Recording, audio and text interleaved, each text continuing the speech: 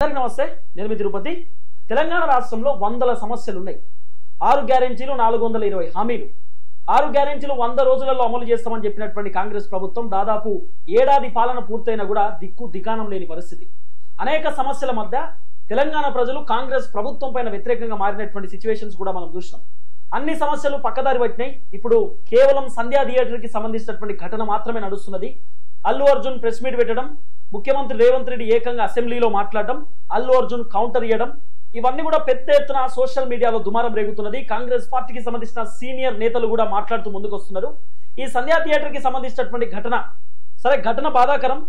రేవతి చనిపోవడం నిజంగా చాలా దారుణమైనటువంటి సన్నివేశం. అలాగే వాళ్ళ కుమారుడు కూడా హాస్పిటల్లో ప్రాణాలతో కొట్టుమిట్టులాడడం కూడా కొంత బాధాకరమైనటువంటి ఘటనే. కానీ అల్లు అర్జున్ టాపిక్ ఇప్పుడు తెలంగాణ సమాజానికి ఏమైనా ఉపయోగం ఉందా? అసలు ఈ హీరోలకు సంబంధించినటువంటి సినిమాలు ఎట్లా తీయాలి, వీళ్ళు తీస్తున్నటువంటి వ్యవహారం ఏంది? ఈ అంశంపైన నాతో పాటు మాట్లాడడానికి తెలంగాణ ఉద్యమకారులు గాదా ఇన్నయ్య గారు ఉన్నారు. ఇన్నయ్య సార్తో మాట్లాడదాం. సార్ నమస్తే. నమస్తే. సో మొత్తానికి అల్లు అర్జున్ కి సంబంధించిన టాపిక్ తెలంగాణ రాష్ట్రంలో పెద్ద ఎత్తున వైరల్ అవుతున్నది. అసలు ఈ టాపిక్ ఇప్పుడు అవసరమా? మనకు ఉన్నటువంటి ఇష్యూస్ ఏంది, మనం పోతున్నటువంటి ఇష్యూ ఏంది? అంటే ఇదంతా కూడా మనం చూస్తూ ఉంటే తెలంగాణ ప్రభుత్వానికి ఎందుకు ఈ సమస్య అత్యంత ప్రాధాన్యత కూడిన సమస్యగా మరి అనిపించిందో, లేకపోతే వాళ్ళు ఇటు పోలీస్ శాఖ కావచ్చు, పార్టీ కావచ్చు, లేకపోతే అతి ముఖ్యమైన మంత్రులు కావచ్చు, వాళ్ళందరూ దీని మీద మాట్లాడుతూ ఉన్నారు. మాట్లాడడం కూడా ఏంది, సంఘటన జరిగిన దాని మీద రోజు మాట్లాడలే, తెల్లారి మాట్లాడలే, మరుసటి రోజు మాట్లాడలే, లేకపోతే ఆ కుటుంబాన్ని పరామర్శించి కుటుంబాన్ని ఆదుకునే కార్యక్రమం ఏం చేయలే, ఎవరేం చేయలే. కానీ ఇప్పుడు వీళ్ళ మధ్య వచ్చినటువంటి ఒక రకమైనటువంటి ఈగో క్లాష్ అనుకోండి, ఒక రకమైనటువంటి హిడెన్ ఎజెండాలు అనుకోండి, ఒక రకమైనటువంటి వాళ్ళకు వచ్చిన ఏదన్నా ఒప్పందాలు లేకపోతే ఏమన్నా సెటిల్మెంట్లో కానీ ఇప్పుడైతే అది వాళ్ళ సమస్యని తెలంగాణ సమస్య చేసి పడేసారు.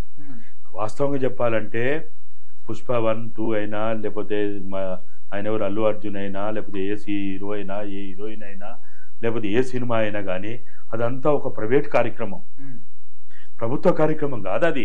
ఇప్పుడు సంధ్యా థియేటర్లో ఆ ప్రోగ్రామ్ సంబంధించిన ఏదైతే నిర్వహణ జరుగుతా కార్యక్రమం ఉందో అది ప్రైవేట్ కార్యక్రమం. ఎట్లనైతే మనం అనేక ఫంక్షన్లు చేసుకుంటాము, అనేక రకాల కార్యక్రమాలు చేసుకుంటాము, ఈ పార్టీలు అయితే మీటింగులు పెట్టుకుంటాయి, మేము చేసుకుంటా ఉంటాం. ఇవన్నీ ఏంటి? ప్రైవేట్ కార్యక్రమాలు. ఒక ప్రైవేటు కార్యక్రమాన్ని అక్కడ జరిగినటువంటి ఒక దుర్ఘటనని, ఆడ జరిగినటువంటి ఒక ఆ కుటుంబానికి జరిగిన ఒక అన్యాయాన్ని తీసుకొచ్చి ఇక్కడ ఇవాళ సమాజ సమస్య చేసి, తెలంగాణ సమస్య చేసి, అదేదో 4 కోట్ల బతుకు పంచాయతీ అన్నట్టు చేసి ఇన్ని రకాలుగా టైంపాస్ చేస్తున్నారంటే ఏమనిపిస్తూ ఉంటుంది ఇది? ఇప్పుడు మనం ఎవ్వరం కూడా తెలంగాణ సమాజము సినిమాలకు కానీ, సినిమా స్టూడియోలకు కానీ, లేకపోతే హీరోలకు కానీ వీళ్ళకి ఎవరు సబ్సిడీలు ఇవ్వమని అనలేదు, లేకపోతే వాళ్ళకి పారితోషికాలు ఇవ్వమని లేదు, లేకపోతే వాళ్ళకి అవార్డు ఎవడు అడిగిండు? ఎవరికి అవసరం అసలు? అది ఎవరికైనా ఉపయోగమా?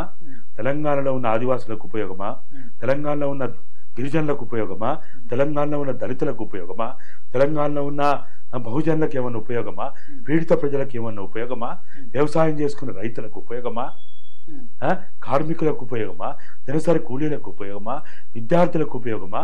నిరుద్యోగులకు ఉపయోగమా? ఎవరికి ఉపయోగం? ఏదో కొంతమంది, ఇప్పుడు కొంతమంది వాళ్ళకి ఇష్టమైనటువంటి దైవంగా భావించే దేవుళ్ళ దగ్గర పోతారు. వారు తిరుపతి పోతారు, వారు వేములవాడ పోతారు, వారు యాదగిరిగుట్ట పోతారు. ఏది కాకపోతే వాళ్ళ ఊరి పక్కనే ఉన్నటువంటి గుడికి పో దానికో పోతారు. ఏది కాకపోతే వాళ్ళ పరిమళలో ఉన్నటువంటి పోషమ్మకి, మైసమ్మకి, ఎల్లమ్మకి, దుర్గమ్మకి దగ్గరలో పోయి ఏదో వాళ్ళ దగ్గర మొక్కుతారు. అంతే కదా. ఏది కాకపోతే చుట్టూ చూసి సూర్యుడి మొక్క ఏదో చేసుకుంటారు వాళ్ళు. అంతకి ఏది కాకపోతే వాళ్ళు దైవంగా భావించే భూమినైనా మొక్కుతారు, అయిపోతుంది, అంతటి అయిపోతుంది.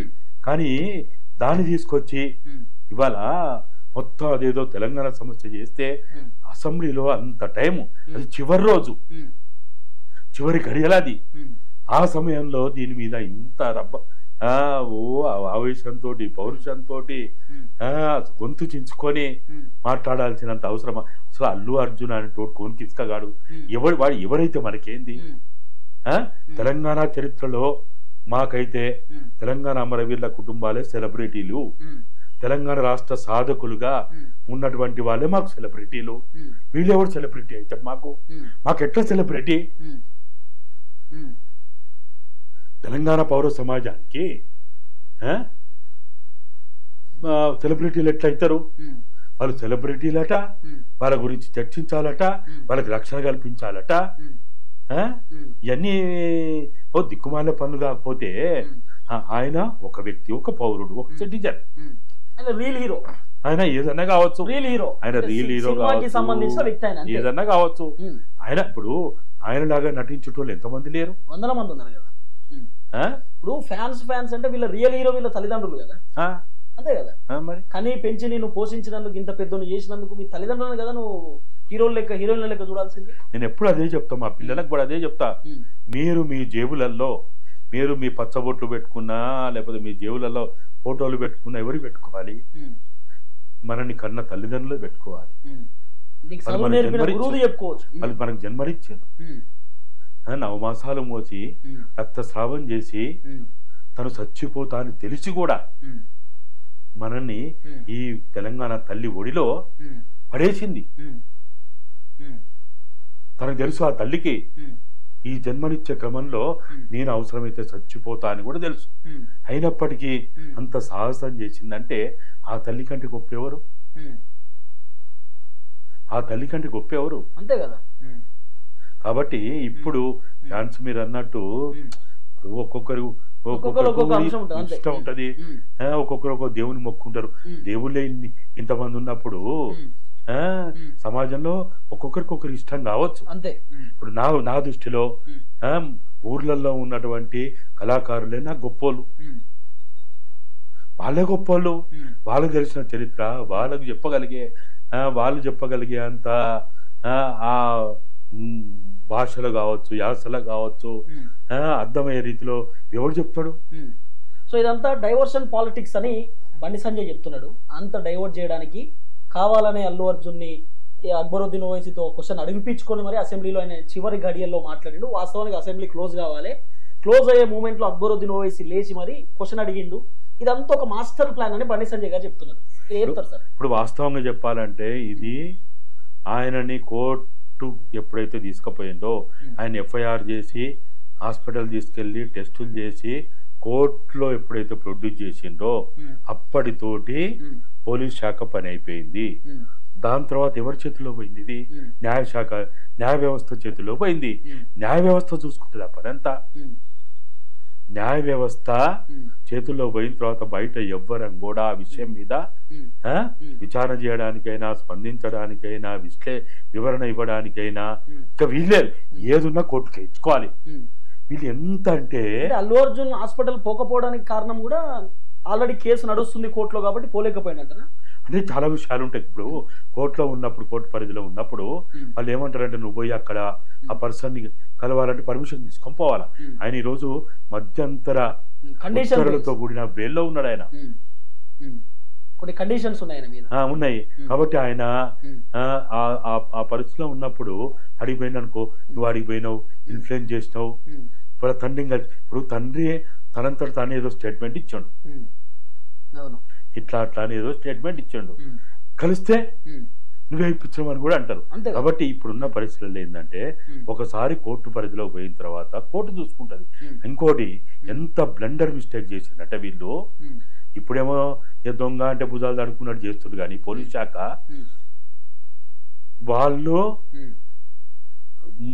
4 రోజుల ముందు కన్సర్న్ పిఎస్కి అప్లికేషన్ పెట్టుకున్నట్టు, ఏదో ముసిరాబాద్ పిఎస్కేమో పెట్టుకున్నట్టు పెడితే వాళ్ళు తర్వాత ఒక రోజు తర్వాత ఎప్పుడు తిరస్కరించినట్టు, అది వాళ్ళకి యాజమాన్యానికి చెప్పినట్టు, మేనేజర్కు ఎవరికో చెప్పినట్టు వీళ్ళు చెప్తా ఉన్నారు. లేఖను కూడా ఇప్పుడు బయట పెడతా ఉన్నారు. మీరు ఎప్పుడైతే ఇదంతా మీకు మీ చేతుల్లో ఉందో, మీ ఆధారాలు ఉన్నాయో, మీరు ఎఫ్ఐఆర్ తో పాటు దాన్ని ఎందుకు జోడించలేదు? 5వ తారీఖే చేయాల్సింది ఆ పని. ఎందుకు చెప్పలేదు? ఎందుకు జోడించలేదు? వీడియోలు కూడా ఇప్పుడు బయట పెడుతున్నారు. వీడియో ఇప్పుడు కొత్తగా ఎట్లా కోర్టుకు అయిపోతుండే కదా, వీడియో ప్రూఫ్ కోర్టుకు సబ్మిట్ చేసి అయిపోతుండే కదా. అంతే కదా. మామూలుగా ఏంటంటే ఏ అక్యూజ్డ్ అయినా వారిని కోర్టులో ప్రొడ్యూస్ చేస్తున్నప్పుడు ఆయనకు సంబంధించిన అప్పటి వరకు అందుబాటులో ఉన్న ప్రతి సమాచారాన్ని, ప్రతి ఆధారాన్ని కోర్టులో పెట్టేయాల, కోర్టు ప్రొడ్యూస్ చేయాలి. ఈ విషయంలో కొంత రేవంత్ సర్కార్ ఫెయిల్ అయినట్టేనా ఈ అంశంలో? ఉద్దేశపూర్వకంగా దీంట్లో ఎన్నో కిటుకు ఉన్నది. ఆ కిటికీ ఎందుకు ఇప్పుడు బయటికి రావాలా? అంటే కావాలనే చేస్తారంటారా? ఇప్పుడు మీరు ఆ రోజు ఈ లేఖ ఎందుకు బయట పెట్టలేదు? మీరు అనుమతి ఇవ్వలేదు, మీరు మంచి పని చేసిండ్రు, కాదంటలేము. మీరు అన్ని మంచి పనులే చేసిండ్రు. ఈ విషయాలన్నీ కూడా అతన్ని కోర్టు ప్రొడ్యూస్ చేసినప్పుడే ఇదే సిపి గారు కావచ్చు, ఇదే ఏసీపీ కావచ్చు, అక్కడున్న ఆ పర్యవేక్షణ చేసిన డీసీపీ కావచ్చు, మీరెందుకు ప్రెస్ మీట్లు పెట్టి మీరెందుకు చెప్పలే? మామూలుగా చూస్తాం కదా, కొంతమందికి అయితే ముసుగులేసి వీళ్ళు ఇన్ని నేరాలు చేసిండ్రు, అన్ని నేరాలు చేసిండ్రు, అన్ని హత్యలు చేసిండ్రు, ఇన్ని దొమ్మిలు చేసిండ్రు అని చెప్తారు. మరి ఈ విషయంలో, ఈయన విషయంలో మీరెందుకు ఆయన పెట్టుకోనో ఆయన పెట్టుకోకుండానో మీరెందుకు అసలు విషయాలని మీరు బయటికి పెట్టలేదు? మాట్లాడిన తర్వాత ప్రెస్ మీట్ పెట్టారు. ఇప్పుడు డీజీపీ ఏమో కరీంనగర్కి ఏదో పని మీద పోయిండు, అక్కడ ఆయన ప్రెస్ మీట్. హైదరాబాద్ లో సిపి ఆయన కమిషనర్ గారు చెప్తున్నాడు, ఆయన క్షమాపణ చెప్తున్నాడు సిపి సార్. ఎవరికి? ఈ రోజు సిపి సార్ ట్విట్టర్ మీరు చూసుంటారు, ట్విట్టర్ లో ఆయన ట్వీట్ చేసిండు, నిన్న కోపంతో మాట్లాడిన కొంచెం నన్ను ఇన్ఫ్లుయెన్స్ చేసిన మీడియా వల్ల అందుకే అట్లా మాట్లాడాల్సింది వచ్చింది అని చెప్పి ఆయన మళ్ళీ ఏదో క్షమాపణ లేక ఏదో చెప్తున్నాడు. అంటే దీన్ని అంటే ఏమనుకోవాలి? ఇది అంటే నేను మాట్లాడిన మాటలు మళ్ళీ రివర్స్ తీసుకుంటున్నా అంటాడు, వెనక్కి తీసుకుంటున్నా. అంటే నిన్ననేమో సీఎం ముఖ్యమంత్రి మెప్పు కోసం మాట్లాడినావా? ఎందుకోసం మాట్లాడినాం? మరి ఏం అవసరం వచ్చింది? వీళ్ళు మాట్లాడాల్సింది, చెప్పాల్సింది ఎప్పుడు కూడా ఒక అక్యూజ్ని కోర్టుకి ప్రొడ్యూస్ చేయకముందు అన్ని మాట్లాడాలి. ఏదని మాట్లాడు, నువ్వు ఏదని చెప్పు, ఇన్ని నేరాలు అన్ని నేరాలు ఏం చెప్పుకుంటావో అన్ని చెప్పుకో, నీ భాగవతం అంతా చదువుకో.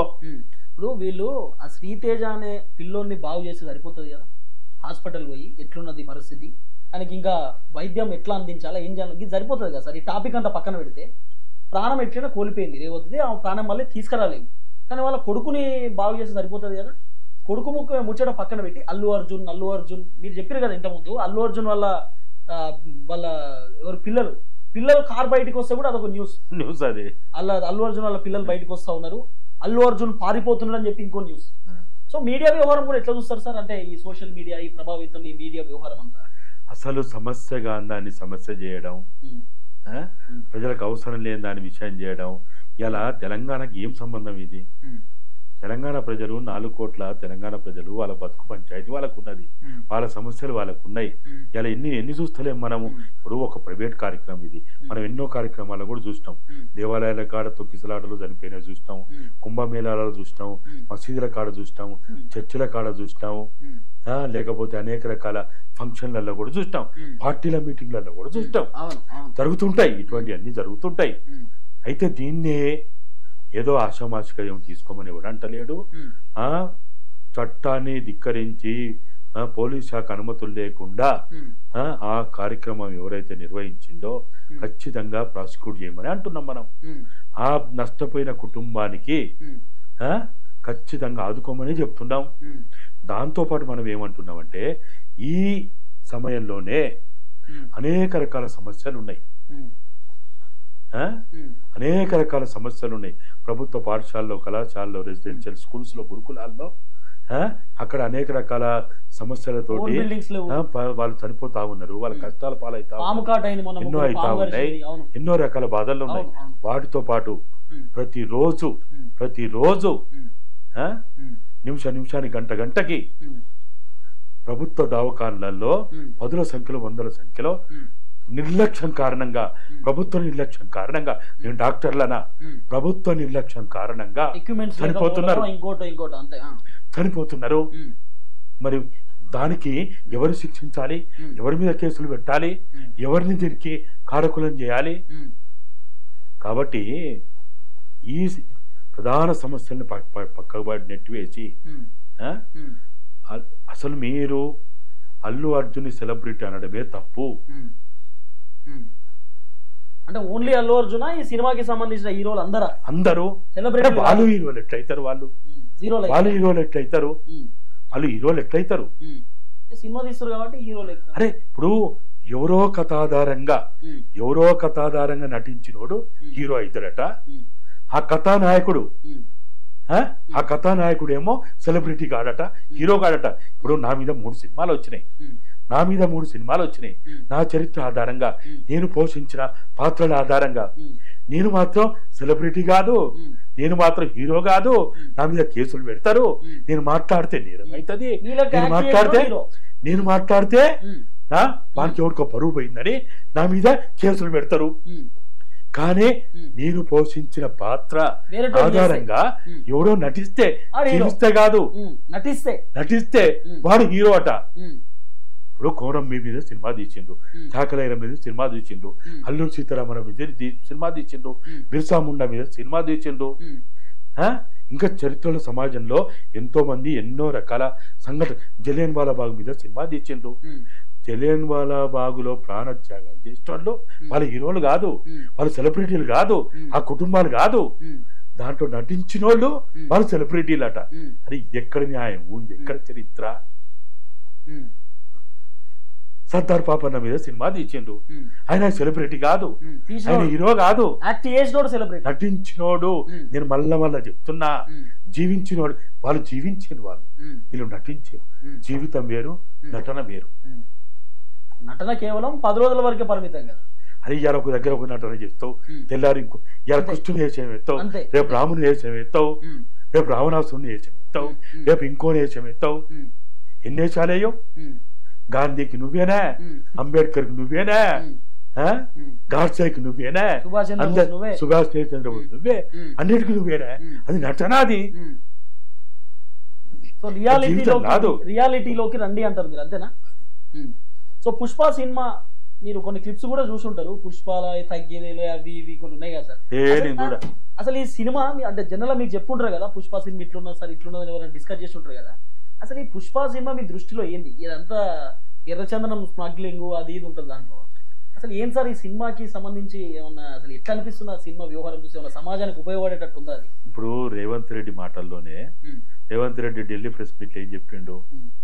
ఏముంది, అదో పెద్ద విషయమా, పెద్ద చర్చ చేయాల్సిన విషయమా, మాట్లాడాల్సిన విషయమా, మీరు ప్రశ్న అడగాల్సిన విషయమా అని జర్నలిస్టులనే దబాయించుండు. వాళ్ళు పైసలు పెట్టి సినిమా తీస్తారు, పైసలు మళ్ళీ సంపాదించుకుంటారు అంటుండే. వ్యాపారం. రియల్ ఎస్టేట్ ఉదాహరణ కూడా చెప్పిండు. వాడు పెట్టుబడి పెడుతుండు, భూమి కొంటుండు, ప్లాట్లు చేస్తుండు, లేకపోతే ఇల్లు కడుతుండు, అమ్ముకుంటాడు, డబ్బులు సంపాదించుకుంటాడు అని చెప్పిండు కదా. ఒక వ్యాపారాన్ని నువ్వు మాట్లాడిన ఆ విషయాన్ని మరి అసెంబ్లీలో ఎందుకంటే మాట్లాడినావు? వ్యాపారమే కదా, ఎందుకు మాట్లాడాలా? అసలు పర్మిషన్ ఎందుకు ఇవ్వాలా? అది వ్యాపారం అని తెలిసినప్పుడు 600 రూపాయల టికెట్ కి ఎవరైనా పర్మిషన్ ఇవ్వమన్నా? ఎందుకు ఇవ్వాలా? ప్రీమియర్ షోకి ఎవరైనా పర్మిషన్ ఇవ్వమన్నా? ఎందుకు ఇవ్వాలా? అంటే ఒక ఘటన జరిగితే పర్మిషన్స్ రద్దు చేస్తావు, ఏదైనా జరుగుతేనే, జరగకపోతే రద్దు చేయవన్నట్టు. సార్ ఇంకో క్వశ్చన్ సార్, ఇప్పుడు మనం గవర్నమెంట్ స్కూల్స్ కూడా గట్టిగా తిరుగుతూ ఉన్నాం. మనం ఏమంటున్నాం అంటే, రేవతి చనిపోయింది, ప్రీమియర్ షోలు రద్దు చేసిండు, 600 రూపాయల టికెట్లు కూడా పెంచమని చెప్పిండు కదా. మరి ఫుడ్ పాయిజన్ వల్ల ఒక అమ్మాయి చచ్చిపోయినప్పుడు మళ్ళీ ఫుడ్ పాయిజన్ కాకుండా చూసుకునే బాధ్యత ప్రభుత్వమే కదా. మరి ఎందుకు అవుతున్నాయి? ఖచ్చితంగా చూసుకోవాలి. పాము కాట్లు అవుతున్నాయి, ఎలుకలు గడిచి ఆల్రెడీ పిల్లలు చనిపోయారు. మరి పాములు గడిచి పిల్లలు చచ్చిపోతా ఉంటే ఎందుకు నియంత్రణ లేదు? ఈ అంశం పైన మనం మాట్లాడాలి కదా. తప్పనిసరిగా అంటే ఇవన్నీ ఏమో మనకు కనిపించదు. నేను అందుకనే హాస్పిటల్ అంటున్నా, హాస్పిటల్లో మరణాలు అంటున్నా. ఇవేమో పాము కాటైనా లేకపోతే ఫుడ్ పాయిజన్ కనపడుతున్నాయి. పాలకుల నిర్లక్ష్యం, ప్రభుత్వ నిర్లక్ష్యం. ప్రభుత్వం అంటే అందరూ వస్తారు. ప్రభుత్వ నిర్లక్ష్యం వల్ల ప్రతి సెకండ్, ప్రతి నిమిషం, ప్రతి గంట, ప్రతిరోజు 10ల సంఖ్యలో 100ల సంఖ్యలో చనిపోతా ఉన్నారు. ఈ చావుల కారకులు ఎవరు? ఈ చావులను ఎవరు తెలుగులోకి తీసుకురావాలి? ఈ చావులకి ఎవరి బాధ్యులను చేయాలి? ఈ చావులను ఎట్లా ఆపాలి? వాళ్ళు చిన్న చిన్న రోగాలతో పోతారు. ఆ చిన్న చిన్న రోగాలతో పోయిన వాళ్ళు కూడా వాళ్ళ మళ్ళా శవమై బయటికి వస్తున్నారంటే కారణం ఏంటిది? ఎవరు దీనికి కారణం? చూస్తున్నాం కదా. ఇలా అపెండిసైటిస్ అయితే విత్ అవర్స్ లో ఆపరేషన్ చేయాలి, కానీ అక్కడ థియేటర్లు లేక చనిపోయిన వాళ్ళు 100,000 మంది. ఎక్స్రే మిషన్లు లేవు గవర్నమెంట్ హాస్పిటల్లో, ఎక్స్రే మిషన్లు లేవు. ఇంజెక్షన్స్ లేవు. సో చాలా దారుణమైన సిచ్యువేషన్స్. సో ఫైనల్ గా ఏం చెప్తారు సార్? అల్లు అర్జున్ టాపిక్ ఇక్కడతో ఎండ్ చేయండి అని చెప్తారా, లేకపోతే సేమ్ ఇట్లే కంటిన్యూ చేయరు, ఇదే చర్చ పెట్టుకోవాలి, ప్రభుత్వానికి ఏం సజెషన్ ఇస్తారు సార్? నా దృష్టిలో అల్లు అర్జున్ ఎపిసోడ్ ఏదైతే ఉందో దీనంత పలికి మాలిన ఎపిసోడ్ ఇంకోటి లేదు. దాన్ని అనవసరంగా అదొక ప్రైవేటు కార్యక్రమానికి సంబంధించిన విషయాన్ని తీసుకొచ్చి దీన్ని ఒక తెలంగాణ సమాజానికి అంటగట్టి, లేకపోతే తెలుగు సమాజానికి అంటగట్టి, లేకపోతే భారతదేశ ప్రజాస్వామ్యానికి అంటగట్టి ఈ చూడడం అనేది ఆపేసి అది న్యాయస్థానం మెట్లెక్కింది, న్యాయస్థానం విచారణ చేస్తుంది, ఆ విచారణ కావాల్సిన సమాచారం నిస్సంకోచంగా నిష్పక్షపాతంగా మీరు అందించి అతనికి మీరు ఏ విధంగా ఆయన శిక్ష పడుతుందా పడదా, ఆయనకి ఏం పడుతుంది ఏంది అవుతుంది అనేది మీ దగ్గర ఉన్న సమాచారాన్ని అందించండి. మీరు ఇప్పుడు ఆ రోజు బయట పెట్టాల్సిన లెటర్ పెట్టకపోవడం వల్లనే ఆయన బెయిల్ వచ్చింది. దీని కారకులు ఎవరు? పోలీసులు కాదా? ఈ ప్రభుత్వం కాదా? ఒకవేళ ఆ రోజు కనుక ఈ లెటర్ బయట పెట్టి అనుమతి లేని పత్రాన్ని బయట పెట్టుంటే, ఆ వీడియోలు బయట పెట్టుంటే ఆయన మధ్యంతర బెయిల్ వచ్చేదా? కాబట్టి ఇప్పటికీ చేసిన ఈ మిస్టేక్స్ని మీరు రిపీట్ కాకుండా, దీన్ని సమాజ సమస్య చేయకుండా, తెలంగాణ సమస్య చేయకుండా, ప్రభుత్వం దీన్ని ఒక పేద సమస్యగా భావించకుండా మీరు దీని నుంచి ఇప్పటికైనా ఫుల్ స్టాప్ పెట్టి తెలంగాణ బతుకు పంచాయతీ గురించి మీరు మాట్లాడండి. విద్యార్థులు, యువకులు, మహిళలు, వైద్య రంగం, విద్యారంగం, రైతులు అనేక సమస్యలు ఉన్నాయి. వాటి గురించి మీరు పట్టించుకోవాలి. మీడియా కూడా మీరు దీన్ని హైప్ చేసి ఈ ఫోన్ ఆన్ చేద్దామంటే భయం అవుతుంది. కాబట్టి ఇటువంటి పరిస్థితి రాకుండా చూడడానికి మీడియా కూడా ఆ ప్రయత్నం చేయాలి. నేనైతే 2 చేతులు జోడించి మీడియా దీన్ని ఇంకా ఇప్పటితోటి ఫుల్ స్టాప్ పెట్టండి. ఇక thank you so much sir. So ఇది గాదా ఎన్ఐఆర్ సార్ అల్లు అర్జున్ కి సంబంధించినటువంటి ఒక స్పెషల్ చిట్ చాట్. చూద్దాం ఏం జరగబోతుందో. కెమెరామ్యాన్ వెంకట్ తో తిరుపతి.